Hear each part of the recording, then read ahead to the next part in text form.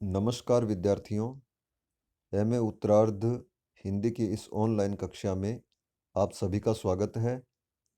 इस वीडियो श्रृंखला में हम द्वितीय प्रश्न पत्र आधुनिक काव्य के अंतर्गत साकेत नवम सर्ग की व्याख्या पर बात कर रहे थे।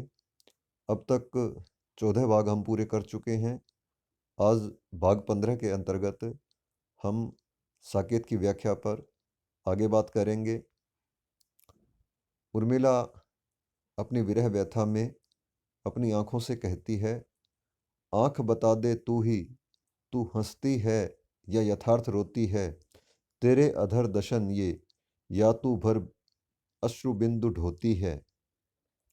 सखे जाओ तुम हंसकर भूल, रहूं मैं सुध करके रोती। तुम्हारे हंसने में है फूल, हमारे रोने में मोती। मानती हूँ तुम मेरे साध्य, अहरनिशी एकमात्र आराध्य। साधिका मैं भी किंतु अवाध्य, जागती हूँ या सोती। तुम्हारे हंसने में है फूल, हमारे रोने में मोती। तो यहाँ पर उर्मिला की विरह व्यथा का मार्मिक चित्रण हुआ है। उर्मिला अपनी आंखों से कहती है कि हे आंखों, तुम बता दो कि तुम वास्तव में हंस रही हो या रो रही हो, क्योंकि आंखें जो हैं वे लाल हैं और उनसे आने वाले आंसू श्वेत हैं। इसी प्रकार जब कोई व्यक्ति हंसता है तो उसके लाल लाल अधरों के बीच से उसके श्वेत दांत दिखाई देते हैं। तो उर्मिला यहाँ लाल आंखों में अधर की और उनसे निकलने वाले अश्रु बिंदुओं में दांतों की कल्पना करती है और वो अपनी आंखों से पूछती है कि तेरे अधर दशन ये, या तू भर अश्रु बिंदु ढोती है, कि ये तेरे अधर दशन हैं, ये तेरे होठों के बीच के दशन हैं, या तू भर अश्रु बिंदु ढोती है, या ये तेरे अश्रु बिंदु है। सखे जाओ तुम हंसकर भूल, रहूं मैं सुध करके रोती। आगे उर्मिला अपने प्रिय लक्ष्मण के प्रति कहती है कि हे सखे, तुम जाओ जाओ तुम हंसकर भूल, रहूं मैं सुध करके रोती। कि चाहे तुम मुझे भूल जाओ हंसकर, किंतु मैं तुम्हें सुध करके, मैं तुम्हारी स्मृति करके रोती रहती हूँ। तुम्हारे हंसने में है फूल, हमारे रोने में मोती। कि तुम्हारे हंसने में चाहे फूल हो, किंतु मेरा जो रोना है वह भी कम मूल्यवान नहीं है, मेरे रोने में भी मोती है। अर्थात यहाँ उर्मिला अपनी आंखों से गिरने वाले आंसुओं में मोतियों की कल्पना करती है और कहती है कि जिस प्रकार से तुम्हारा हंसना मूल्यवान है, उसमें फूलों का आभास होता है, उसी प्रकार से मेरा रोना भी अत्यंत मूल्यवान है और मेरे आंसू मोतियों के समान है। मानती हूँ तुम मेरे साध्य, अहरनिशी एकमात्र आराध्य। साधिका मैं भी किंतु अवाध्य।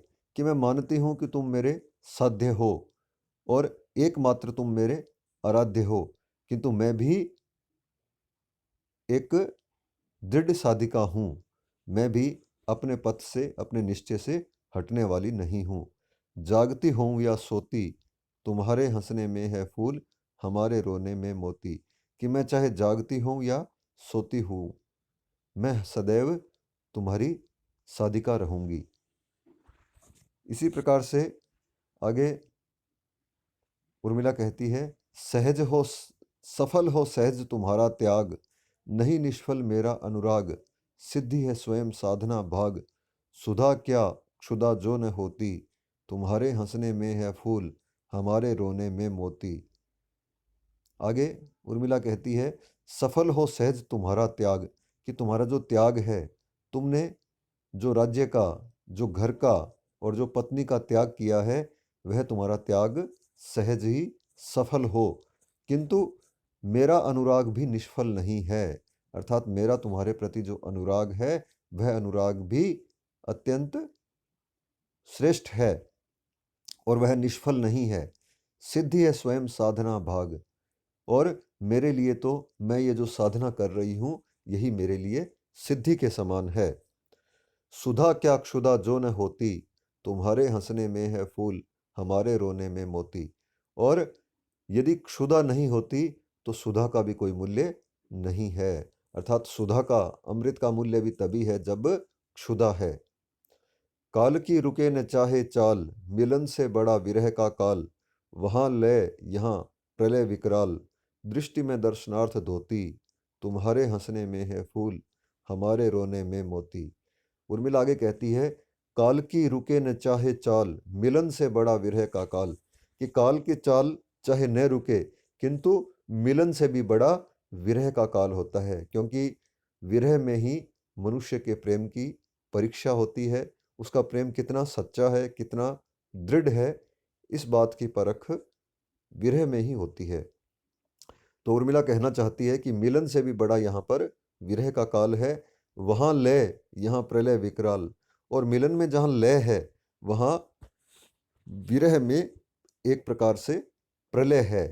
तो इस प्रलय, विकराल प्रलय का जो सामना कर लेता है, वह कहीं अधिक श्रेष्ठ है। दृष्टि में दर्शनार्थ धोती, और मैं अपने आंसुओं से अपनी जो दृष्टि धोती हूँ, यह वास्तव में तुम्हारे दर्शनों के लिए ही है। तुम्हारे हंसने में है फूल, हमारे रोने में मोती। आगे उर्मिला कहती है, अर्थ तुझे भी हो रही पद प्राप्ति की चाह, क्या इस जलते हृदय में और नहीं निर्वाह। स्वजनी रोता है मेरा गान, प्रिय तक नहीं पहुंच पाती है उसकी कोई तान।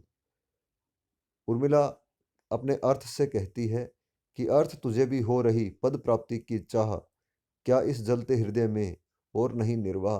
अर्थ, यहाँ अर्थ से तात्पर्य उर्मिला के द्वारा अपने प्रेम की के प्रकट करने के लिए किए गए शब्दों से है।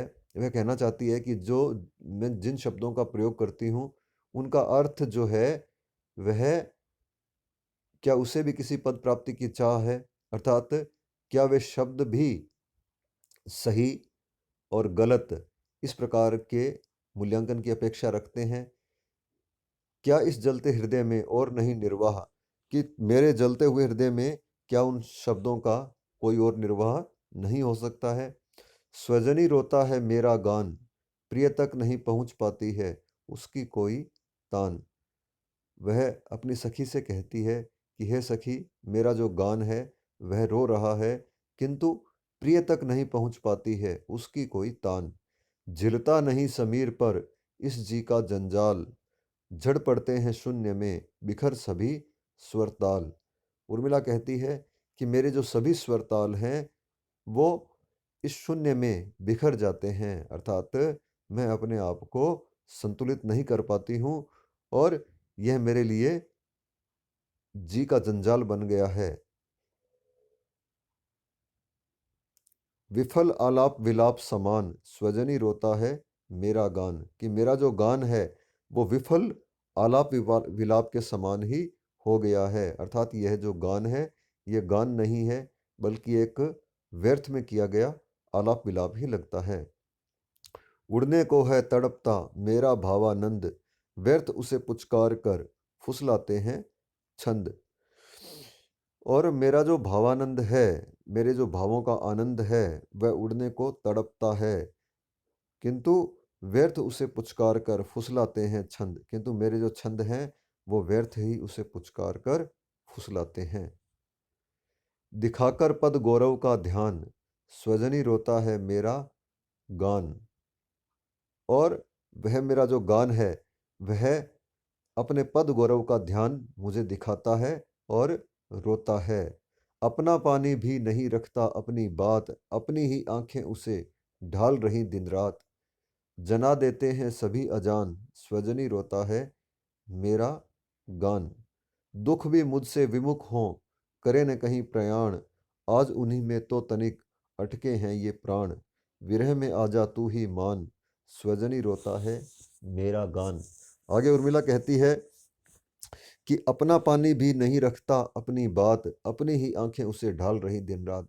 उर्मिला यह कहना चाहती है कि व्यक्ति पर जब संकट आता है, तो उस संकट के समय ही उसके निकट के लोगों की परीक्षा होती है कि आज मैं इस संकट में हूँ, किंतु मेरा जो पानी है, जो मेरे ही शरीर का एक भाग है, वह भी मेरी बात नहीं रख रहा है, और वह भी मुझे छोड़कर चले जाना चाहता है। अपना पानी भी नहीं रखता अपनी बात, अपनी ही आंखें उसे ढाल रही दिन रात, कि मेरी ही आंखें उसे दिन रात ढाल रही हैं, उसे बहा रही हैं। जना देते हैं सभी अजान, स्वजनी रोता है मेरा गान, कि सभी जो अजान हैं वो मुझे इस बात को का मुझे अनुभव करवा देते हैं, और मेरा जो गान है वो रोता रहता है। दुख भी मुझसे विमुख हों, करे न कहीं प्रयाण, कि मेरा जो दुख है वो भी कहीं मुझसे विमुख न हो जाए और मुझे छोड़कर चला न जाए, क्योंकि यह जो मेरा दुख है इसी ने मुझे जीवित रख रखा है, इसी के सहारे मैं अपना समय व्यतीत कर रही हूँ, किंतु यही मुझे छोड़कर कहीं चला न जाए। आज उन्हीं में तो तनिक अटके हैं ये प्राण, कि मेरे जो प्राण हैं आज उन्हीं में अटके हैं, उस दुख में अटके हैं, उस प्रियतम की स्मृति में अटके हैं, अतः कहीं वह मुझे छोड़कर चला न जाए। विरह में आजा तू ही मान, स्वजनी रोता है मेरा गान, कि हे मान, विरह में तुम ही आकर मुझे संबल प्रदान करो, मेरा जो गान है वह रोता रहता है। यही आता है इस मन में, छोड़ धाम धन जाकर मैं भी रहूं उसी वन में, प्रिय के व्रत में विघ्न न डालूं, रहूं निकट भी दूर, व्यथा रहे पर साथ ही समाधान भरपूर, हर्ष डूबा हो रोदन में, यही आता है इस मन में, बीच बीच में उन्हें देख लूं मैं झुरमुट की ओट, जब वे निकल जाएं तब लौटूं उसी धूल में लौट। यहाँ उर्मिला अपनी विरह व्यथा में अत्यंत व्याकुल है, उसकी दशा अत्यंत मार्मिक है, और वह कल्पना करती है कि यही आता है इस मन में, छोड़ धाम धन जाकर मैं भी रहूं उसी वन में। उर्मिला कहती है कि मेरे मन में यही आता है कि मैं इस महल को और घर को, धन को, सब कुछ छोड़कर जाकर मैं भी उसी वन में रहूं जिस वन में मेरे प्रियतम रहते हैं।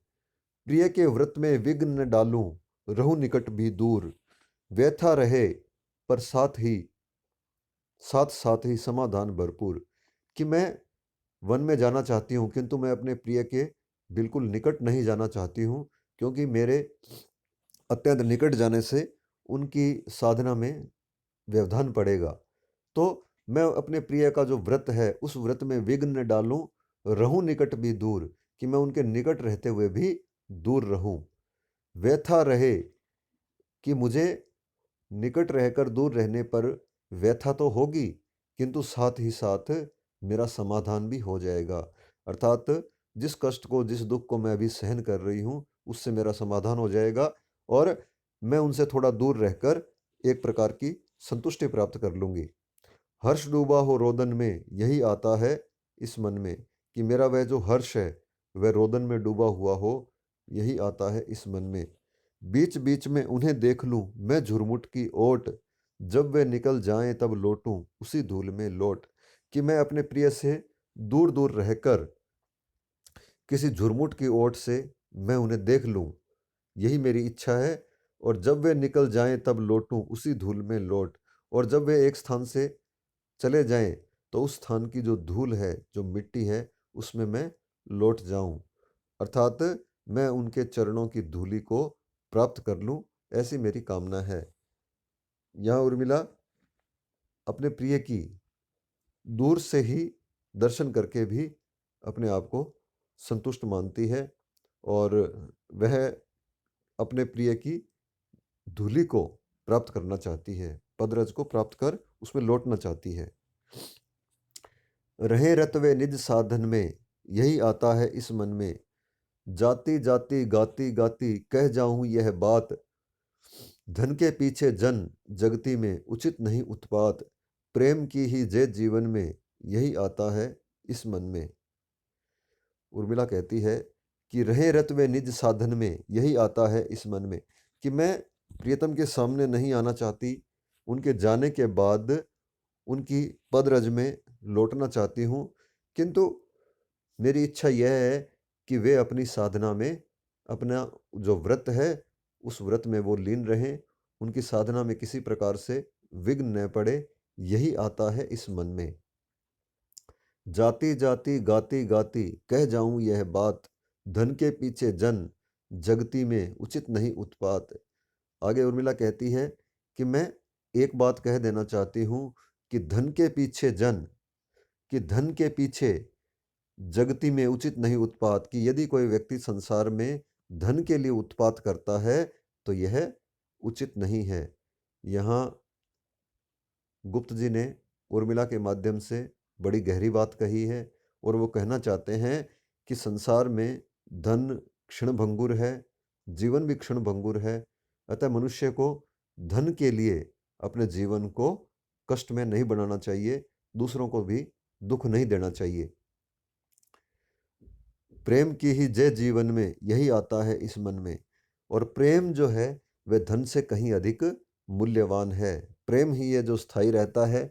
मनुष्य के संसार से चले जाने के बाद उसका प्रेम पूर्ण व्यवहार ही स्थायी रहता है। अतः प्रेम की ही इस जीवन में जय होती है। अब जो प्रियतम को पाऊं, तो इच्छा है उन चरणों की, रज में आप रमाऊं। आप अवधि बन सकूं कहीं तो क्या कुछ देर लगाऊं। मैं अपने को आप मिटाकर जाकर उनको लाऊं। उषा सी आई थी जग में, संध्या सी क्या जाऊं। आगे उर्मिला कहती है, अब जो प्रियतम को पाऊं, तो इच्छा है उन चरणों की, रज में आप रमाऊं। कि अब मैं यदि अपने प्रियतम को प्राप्त कर लूंगी तो मेरी इच्छा है कि मैं उन चरणों की धूलि में अपने आप को रमा दूं। आप अवधि बन सकूं कहीं तो क्या कुछ देर लगाऊं। और यदि मैं स्वयं अवधि बन सकती, अर्थात जो अवधि मुझे व्यतीत करनी पड़ रही है वह अवधि यदि मैं स्वयं बन सकती तो क्या मैं देर लगाती, अर्थात मैं तुरंत जाकर अपने प्रियतम को ले आती। उषा सी आई थी जग में, संध्या सी क्या जाऊं। कि मैं संसार में जब आई थी तो उषा के समान आई थी। उषा काल जो एक प्रकार की सकारात्मकता का, ऊर्जा का, नई चेतना का प्रतीक होता है, और संध्या जो अंधकार का प्रतीक है। तो उर्मिला कहती है कि मैं उषा सी इस जग में आई थी तो क्या मैं संध्या के समान जाऊं, अर्थात मैं जाना भी उषा के समान ही चाहती हूँ। श्रांत पवन से वे आवें, मैं सुरभि समान समाऊं।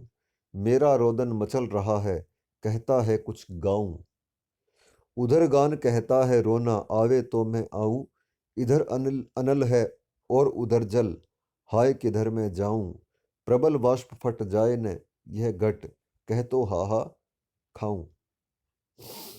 उर्मिला कहती है कि श्रांत पवन से वे आवें, मैं सुरभि समान समाऊं।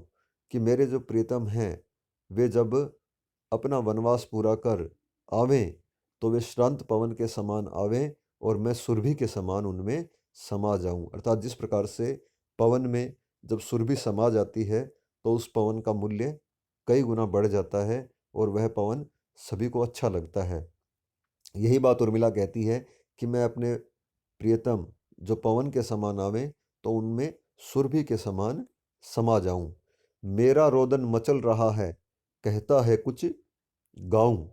और मेरा जो रोदन है वो रोदन मचल रहा है और वो मुझसे कहता है कि मैं कुछ गाऊं।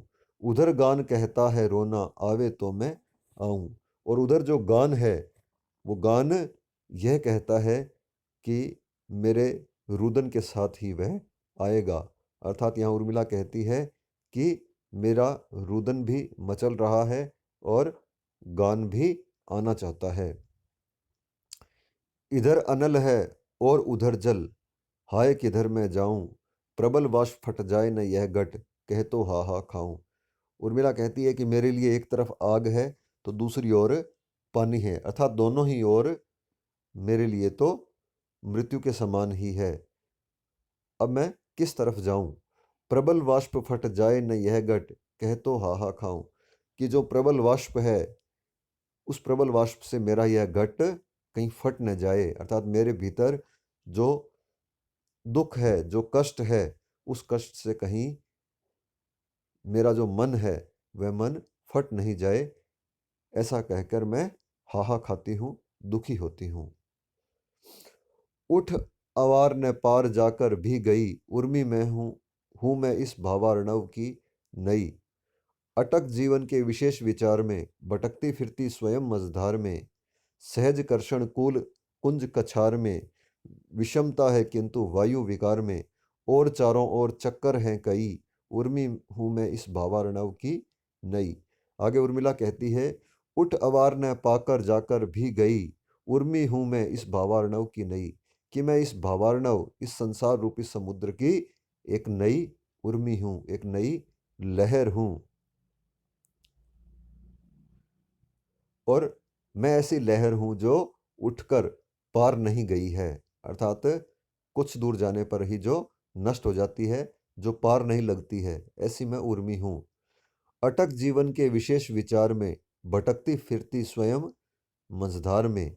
और मैं किसी विशेष विचार में अटक जाती हूँ और भटकती फिरती स्वयं मझधार में, और मझधार में भटकती फिरती हूँ। सहज कर्षण कूल कुंज कछार में, विषमता है किंतु वायु विकार में। और मैं सहज कर्षण कूल कुंज और कछार में से संघर्ष करती हूँ, और विषमता है किंतु वायु विकार में, और चारों ओर हैं और चक्कर हैं कई, अर्थात उर्मी कहना चाहती है कि मेरे जीवन में बहुत सी बाधाएं हैं, बहुत से संकट हैं जो मुझे रोकते हैं, और मेरे चारों ओर कई चक्कर हैं, का अर्थ यही है कि मेरे लिए बहुत सी बाधाएं हैं। उर्मी हूँ मैं इस भावार्णव की नई, कि मैं इस संसार रूपी सागर की एक नई लहर हूँ। पर विलीन नहीं रहूं गतिहीन में, दैन्य से न दबूं कभी वह दीन में। अति अवश्य हूँ किंतु आत्म अधीन में, सखी मिलन के पूर्व ही प्रिय लीन में। आगे यहाँ उर्मिला का अत्यंत सकारात्मक, अत्यंत आशावादी दृष्टिकोण व्यक्त हुआ है। वो कहती है कि यद्यपि मेरे सामने बहुत सी बाधाएं आती है, बहुत से संकट आते हैं, किंतु फिर भी मैं विलीन नहीं रहूं गतिहीन में, कि मैं चाहे बहुत से संकटों से घिर जाऊं, किंतु फिर भी मैं विलीन और गतिहीन नहीं हो सकती, अर्थात सदैव मैं गतिमान रहूंगी और विलीन नहीं होंगी।